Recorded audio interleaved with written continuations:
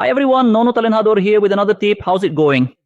Guys, look, in this video, we're going to be carefully and thoroughly correcting the front right camber on this 2009 Ford K. In this video, throughout the entire process, we'll be correcting and making precise adjustments to this camber. Here, I'm going to give several helpful tips and share a lot of useful information, both for those who work professionally in this field of automotive maintenance and for you who own a car and want to learn more. And you hear some people say you absolutely have to do the camber adjustment, while others say you don't need to. Some use one procedure, others criticize it, but end up using a different one themselves. So we're going to look at all that in this video. It's going to be really interesting. And if you like this kind of content and want to be notified whenever we post a new video, subscribe to the channel. Because every time we post a new video, YouTube will notify you, letting you know there's new content. All right?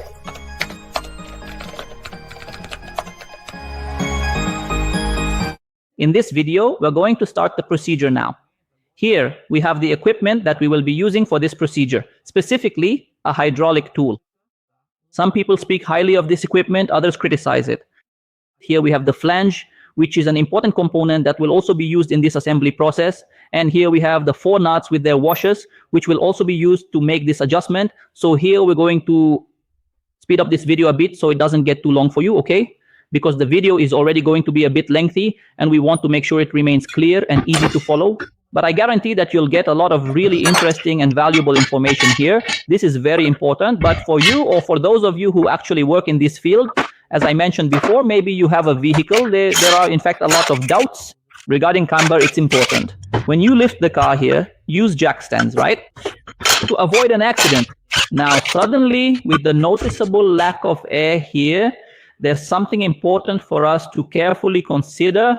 Whenever you're going to do a service on a car like this, such as alignment, wheel balancing, or camber adjustment, it's important to always check the overall condition of the suspension. And this car here, it has a number of problems, okay? That could significantly affect our camber adjustment. In this case here, as you can clearly see, the brake pad is very worn out. At this point in time, it's definitely time to replace it. The brake disc has a really big lip on it. So ideally, both the disc and the pad should be replaced. So it's important to do an inspection and carry out preventive maintenance. So it's important that you communicate this to the customer. This car currently has some play in this tie rod end.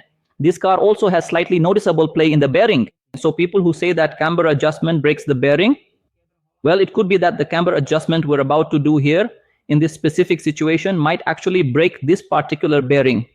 Why is that? Because in this car's case, the right side bearing doesn't have any noticeable play, but it's still making a distinct noise, okay? This is something important to keep in mind. So it's making a certain rumbling noise. So obviously, the bearing is very significantly weakened, and it is actually possible, yes, that we might break this bearing during the procedure. And I'll talk more about that a bit later on. You can also clearly see here that this bushing is visibly cracked. It has started to crack, and now it's starting to tear apart as well. It's the control arm bushing, this control arm bushing that didn't show any play at all. I couldn't detect any noticeable play in it at all, and I also couldn't detect any play whatsoever in the strut mount, right? So here there are a number of things that ideally should be checked, evaluated, and corrected.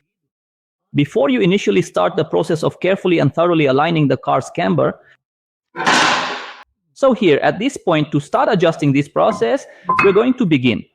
First, we will be securing this flange right here, which is actually this important support base that holds and supports the vehicle's wheel bolts in place. And now here's the very first tip for you who does alignments, especially if you work in this field or area of expertise. A top tip to really help you avoid annoying headaches and completely unnecessary problems is that whenever you're going to do a camber adjustment like this, the very first thing you absolutely need to do is make sure that this bearing, the hub on this car, is not a single solid piece, because if it is, there's a huge chance, even if the bearing is completely brand new, that you could end up breaking that particular bearing. And the hub, like for example, on the Renegade line and the Fiat Toro, this bearing and hub are extremely expensive. That's the first tip in this video. For those of you who work in this field, another very important tip is to do, for example, here. Now, at this point, I'm going to start tightening, and I do it manually by hand. All right, so I'm going to raise the base up a little, as much as I can, okay? Then I'll start tightening it by hand, all right? So it's important to avoid tightening these bolts here. to carefully avoid tightening with a pneumatic tool and to also avoid the risk of over-tightening.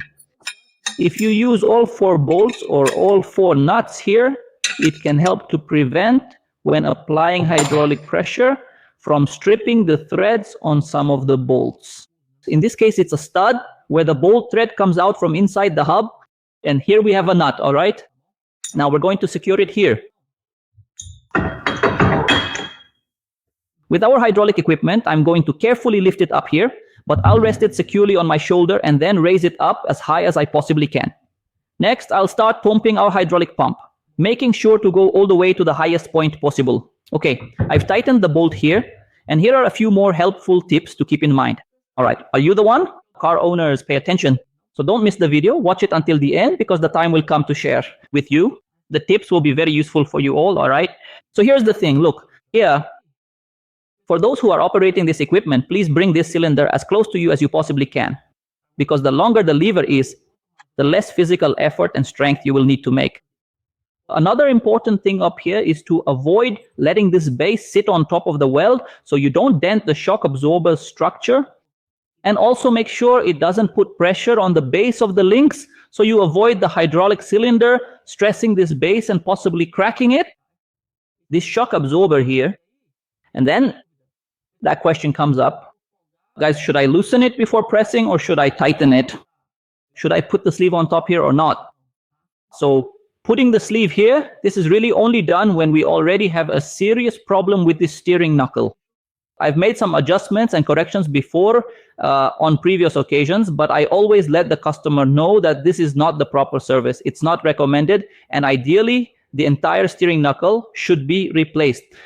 The thing is, replacing the entire steering knuckle also means you have to replace the bearing. And that makes the estimate much more expensive. In some cases, the customer isn't willing to spend that much. They want to solve the issue, do a camber adjustment, alignment, to reduce significant tire wear at the lowest possible cost. You see, this tire here on the outside is really worn out. And on the inside here, it's almost new. Then you might ask, hey Jonathan, but the car's camber is open. Why did it wear out on the outside? Actually, the tire wore on the inside, right? And I took the most worn side of the tire and put it on the outside. I'm not going to talk about that in this video, so it doesn't get too long. So here, now, when it's time for me to press this structure to push the bottom of the wheel inward to give this wheel positive camber, I recommend some tools in my vehicle geometry course. This one here, for example, is an electronic level bubble. This bubble is only really useful for those who are just starting out, right? As you start working with this or this one, okay? This one here is analog and it also works very well. I'm going to attach it right here, okay? And there are 2 different ways to use this tool here, all right? It's for you to have a reference of how much you press, when you release, how much this material flexes. It has a certain elasticity. So you press, it requires a certain amount of pressure at this point. Here, it will give way. When it jumps, it will come back a bit, but it will always create a margin of torsion.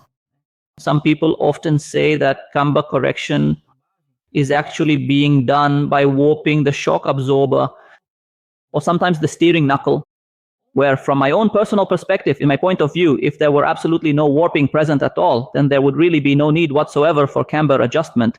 So in my view here, we would be straightening and not warping. Now, of course, it could very well be that this possible warping isn't actually present in the steering knuckle, isn't found in the shock absorber, or isn't located in any part that is related to the suspension system at all.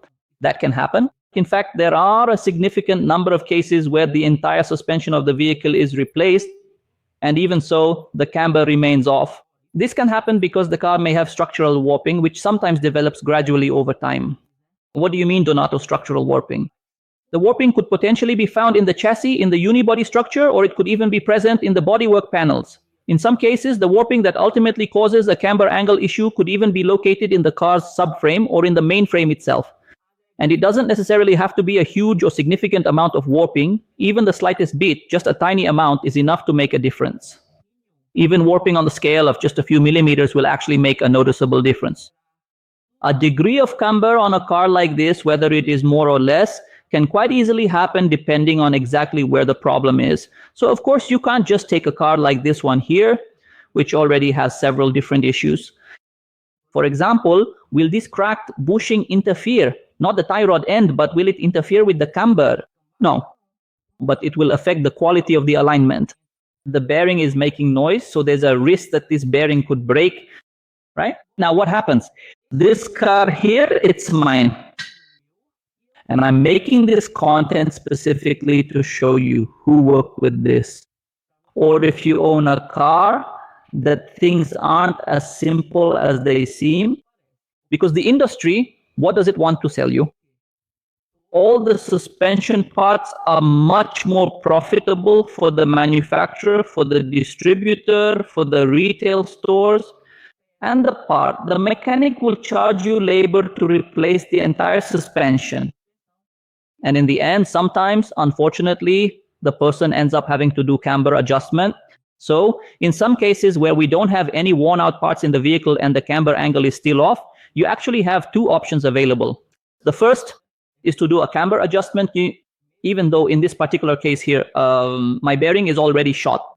So I'm going to adjust the camber with the bearing already bad. And it's fine if it breaks because I'll just put in another one. If it doesn't break, I'll still put in another one anyway. And just by removing a bearing and putting in another, I won't fix the camber. So knowing that, I'm going to correct the camber with the bearing already damaged. And then when the camber is set, then I can take the car apart and replace the bearing.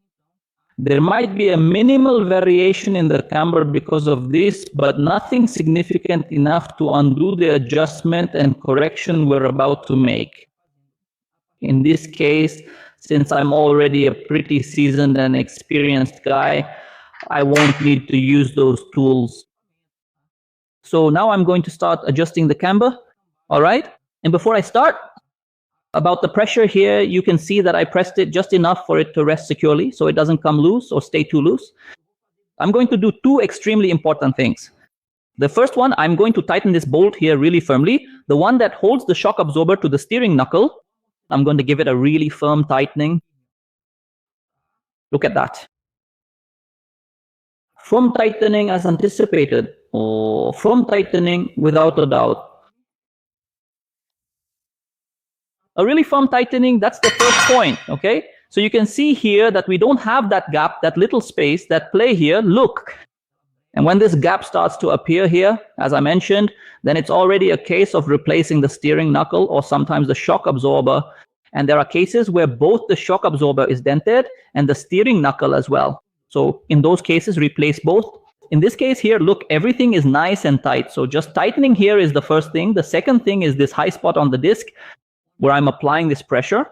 This marking is important because if you get a car that doesn't show any signs of bearing problems and apply pressure, like I'm about to do now, just from the pressure, I'm going to apply here. And by feeling the movement of the structure, I'll know whether this camber has been corrected or not. All right, let's pull.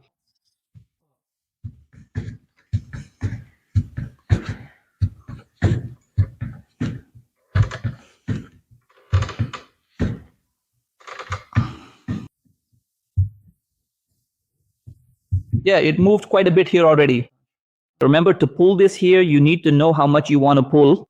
How much do you want to pull? 1 degree. The camber is at minus 1.40, minus 1.45. What's the ideal for it?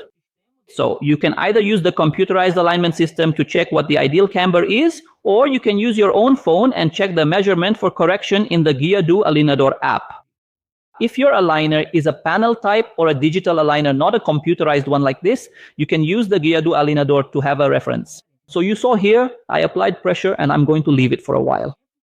This pressure is exerting a significant amount of force right at this specific point here in order to cause either a bending or a straightening effect, making the top part of the camber move outward and consequently causing the bottom part to move inward as a result. So that's how we make the correction of this camber angle, okay? And here's the thing, take a look. People who say camber doesn't exist on this car, there's really no camber here actually. The guy doesn't even know what camber is, okay? Camber is the tilt angle of this wheel. Positive with the bottom part inward. Zero angle means there's no tilt outward or inward. or negative camber with the bottom part of the wheel outward. So even though this car doesn't have camber adjustment points, the structure, the engineering didn't design an adjustment system into this structure. But that doesn't mean there can't be any kind of wear or warping, and that could throw this angle out of specification. So this can happen in many different types of cars, and in fact, it occurs in several vehicles as well. And nowadays, it's very common to find vehicles that already come from the factory with camber and caster adjustment points. This is the case with pickup trucks.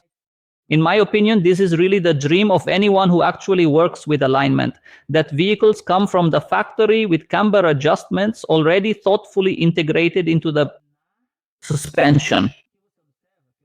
Here you can see that I have a camber bolt with adjustment for specific cars here, for pickup trucks, a factory adjustment.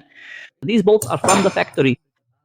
It's not an adaptation, it's not a Brazilian workaround, absolutely not. These are bolts that actually come in the original factory suspensions as standard equipment. Here we have what is typically called the camber bolt. It is used when, for example, we have a shock absorber that is attached to the steering knuckle with two bolts here. So sometimes just by loosening the two bolts here and moving this structure, you can get a certain amount of adjustment. In other cases, when the difference is significant, then these little screws here are used, which have this little bump in the middle. So some people, for example, as I said, at the assembly plant, they specifically condemn the camber in both the hydraulic system and the screw mechanism. Some people who use hydraulic systems in particular tend to condemn the screw, and some people who use the screw in turn will often condemn the hydraulic equipment. So you can see that everyone is looking out for their own interests. The manufacturer looks out for their own interests. The hydraulic guy looks out for his own interests. And the screw guy also looks out for his own interests. Now let me ask you, and you who own the car, usually the person who owns a car like this is simply trying to solve the problem while spending as little as possible. So of course, if it got to the point of breaking, it damaged the bearing. His expenses will go up a bit more, but even so, it's still worth it for him to authorize a camber correction service using the hydraulic method. Now, if you're someone who owns a new car, if you're in a top financial position, you have a car that's 2, 3, 4, or 5 years old, the camber is off, that's it. You have the right to say, I don't want to do a camber adjustment, I don't want to use the bolt, I don't want to use the hydraulic method, I want the suspension replaced. Go ahead, replace whatever needs to be replaced. Now, unfortunately, in some cases, the entire suspension will be replaced and the camber will still be off, as I've already mentioned throughout this video. So you, as the professional, need to explain this to the customer. The advantages, the disadvantages, the risks, the possibilities, what can be done and what can't. What can be attempted. The guy who owns a luxury shop who serves Class A and B clients, he's going to condemn this procedure. But you, who serve Class C and D, who mostly have customers that want to spend the bare minimum, sometimes the guy drives around with tires so worn out, you can see the fabric, even the steel wires showing. And sometimes the guy just can't afford to replace the tire. So what do? Now let's go to our system here, which is an alignment system. It's computerized with Wi-Fi communication. It has its own system. So we're going to check what the ideal measurement is for this car, right?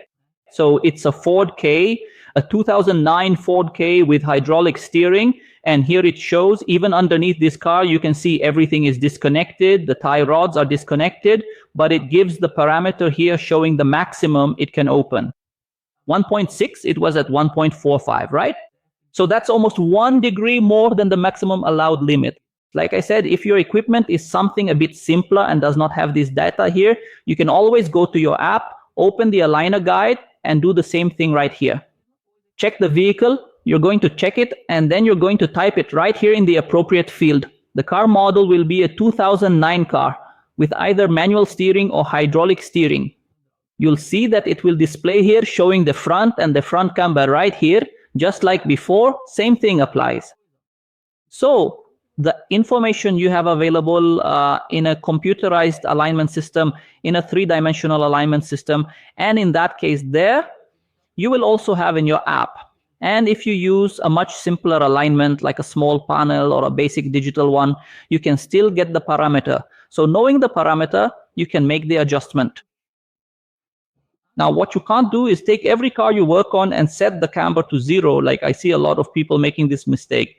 Because a camber angle isn't just to prevent uneven tire wear, it's actually meant to ensure overall drivability, ride comfort, stability, safety for the occupants, and relatively even tire wear. So as you can see here, we've already kept it pressed for a certain amount of time. Some work has already been done at this point here. Now I just give it another tightening here. Let's go, look. Check it out, look. It's tight, okay? And now I'm going to remove the equipment, okay? I'm going to take it off, look. See? There, I released it. You can see that we applied some pressure, waited a while, then released it, and it bounced back quite a bit, but it never goes back all the way. If you press it and when you let go, it goes back completely, the camber returns to the same as before. It means you didn't press hard enough. So here, look, let's go. Let's take it off. There's a myth out there. People say, oh, to get 1 degree, I have to pump this many times here. Look, that's a myth, okay? That's because you can clearly see that the leverage I have available here in this particular example is actually very short. See, there are other levers out there with much more leverage, and there are also hydraulic pumps that have significantly more space here in this piston area. So it needs more oil and requires more pumping in order to make the same movement as before.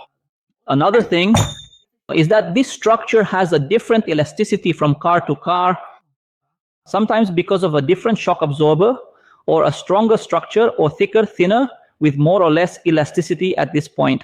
So this idea that the amount of pressure you apply here will pull 1 degree, that's actually a myth. Now we're going to carefully remove the material, put the wheel in place, and redo the reading. And here, folks, there's a very important procedure here. The thing is, when you carefully remove the equipment and take it off, and then when you put the car's wheel back on, you really need to be extremely careful, right? There's a procedure here. So when you remove the jack stands from under the car, before you lower the car onto the movable plates, it's important that you use the locks here. Look, there's a process. So we're going to remove the jack stands, lock the pins on the plates, and place them right at the center of the wheel on both sides. Then you lower the vehicle and rock it. This is to release its tension, and now we start it up. Turn the steering wheel all the way from one side to the other, then straighten it out, because this car has power steering. If it had manual steering, I could turn the wheel from side to side without starting the car. Now let's put the equipment on the car and continue with the procedure. So here we're going to run a test. The basics always work. I'm going to do an assessment here. I didn't do it, I didn't show it in the video before adjusting the camber, but I'll adjust it here afterwards. I'll show it here after making the camber adjustment. Look, the bubble is still a bit negative. So maybe we weren't able to pull it enough. So apparently it's still, I think it's still actually a little more than 1 degree off. But the best way to really know is by turning on the equipment. I think it's still a little more than 1 degree off. Let's see, I'm going to turn on the equipment. Look at that, see? It's still more than 1 degree Celsius. It's at 1.15. It's out of level. Let's level it here, lowering this and level it here. Leveled, so it dropped very little. It went down from 1.45 degrees Celsius to 1.15 degrees Celsius. So the pressure that we applied here was not quite sufficient. It only managed to pull 0.30, which means it pulled just half a degree, but it still improved significantly. So in this case here, I could still take the wheel off and apply more pressure. I'm actually going to do that now to show you regarding that mark. Did you see that mark we made with the chalk at the very beginning? All right, so now we're going to carefully apply more pressure again. And as you can see, you'll notice that the mark on the disc is actually very important. Another thing is that the bearing hasn't broken yet, but it could break. It's all good. So let's go. I'm going to take everything off again and we'll apply more pressure. And I'll explain the choke trick on the brake disc. Let's go. Let's mark the disc here. See where the mark is here? So the first time I applied pressure to the cylinder, to the hydraulic jack, the disc was in this position here, see? So the disc was in this position and I applied pressure like this. I applied force to the bearing. So if now I need to apply more pressure, instead of pressing on the same spot on the bearing, what am I going to do? I'm going to take this and turn it downward. Now the mark is down here at the bottom, and I'm going to carefully set up my base right here and apply steady, even pressure to the camber. But now, as you can see, the bearing is in a different position than it was before. So it's a different spot on the bearing, and it's going to be subjected to the pressure from the camber tool, right? This means that if the bearing shifted even slightly at all due to the initial force that was applied, at this point here now, by carefully applying force in the opposite direction, we might be able to bring the bearing back. That spot that gave way could potentially return to its original position, right? It's happened to me before where I did a camber adjustment on a car like this. The bearing didn't come out, but when I tested the car, the bearing came loose. The bearing is loose. How do you fix that? You spin and reverse it, apply a bit of pressure in the same direction, but in the opposite position, unless you have this marking here as a reference point. Before applying that pressure, you might press too hard on the bearing and it could start to squeal. And then you can't tell at which point you need to apply pressure to try to get the bearing to reposition itself where it may have given way. So let's go. Let's move forward. Either we end up breaking the bearing completely or the camber adjustment turns out fine. So here we're going to start applying the second round of pressure on the bearing to try to adjust this camber. When I say here to finish breaking it, it's because I mentioned at the beginning of the video that this bearing is already making noise, right? So if I break it, there's no problem at all. I'm applying a little pressure now, just a slight tightening here. Okay.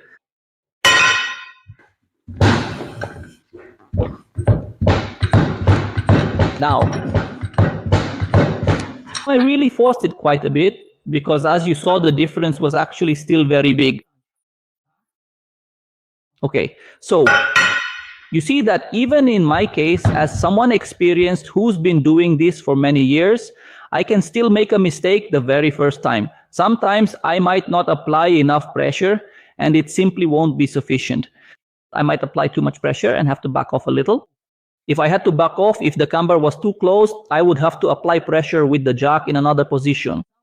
In this case, I had to carefully hold the sample and pull in this direction here, pushing this base inward. So with this pressure I applied here, I straightened this structure here. If the warping was here, it was because the camber was off, and that's why. Now, if the camber was off because of structural warping, then I caused a twist at this point. To compensate for any possible warping or deformation that the car might have in the bodywork, the chassis, or the monocoque, which you could, yes, also explain to your client, or if you're a client watching this video, you can choose, oh, you replace the entire suspension, but the camber is still off. You can take your car to a shop that specializes in working with chassis and monocoque and have a technical alignment performed, which is an alignment procedure carried out using hydraulic tools. In this case, instead of only forcing and pulling specific suspension points, they will force, pull, and also stretch using hydraulics, but they will pull the chassis, the monocoque, the car's body, bringing it back to the original specifications. Then, yes, you can indeed fix the car's camber without actually using hydraulics on the structure itself. However, this is considered a very expensive service. It can sometimes take several days to complete and can cost anywhere from 10 to even 20 times more than a standard camber adjustment here, even if during the process you happen to lose a bearing like this one. So as you can see, I've already lowered the car. All done. I've already balanced the suspension, spun the wheels on both sides, released the plate pins, and installed the equipment here. Now we're going to turn on the equipment here. Look at that. The camber is positive 0.5. Perfect. Here it is. Look, come over here. 0.5 positive. The camber is excellent, mainly because it can actually go down to as low as 0.24. So in this particular case here, you can see that our camber is 100% within the specification. And now, since I already know the car's bearing was bad, I can replace the bearing, meaning I can put in a new one. Most likely, after this replacement, the car will continue to stay with the camber within specification. So the same thing can definitely happen if you have a new bearing installed. There's really no problem at all, but you might still run the risk of sacrificing the bearing during the camber adjustment process, which is in most cases still cheaper than replacing the entire suspension system and also less expensive than taking the car to an alignment table for a full technical alignment, right? All right, technician. So basically that's it, okay? So if you enjoyed watching this video, please click the like button, leave a comment here on the channel, and don't forget to subscribe, because every time we post a new video, you'll be notified, all right?